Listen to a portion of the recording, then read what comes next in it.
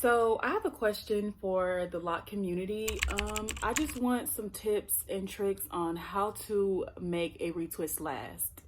I started my lock journey about 4 months ago, started in September, and since then it's been pretty interesting. I don't really do much to my hair. I started them from 2-strand twists, as you can see, and they're like transforming every day into something else.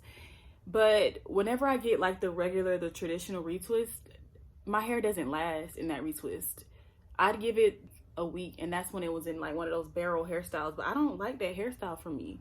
I like to just wear my hair out, and that's when I get it professionally done. When I do it, it only lasts like 2-3 days. I don't know if I'm not doing something right, but I need some tips, y'all. Please help me out, because I'm new to this, not true to this, and I need some help with my hair. I'm just gonna show y'all my hair though.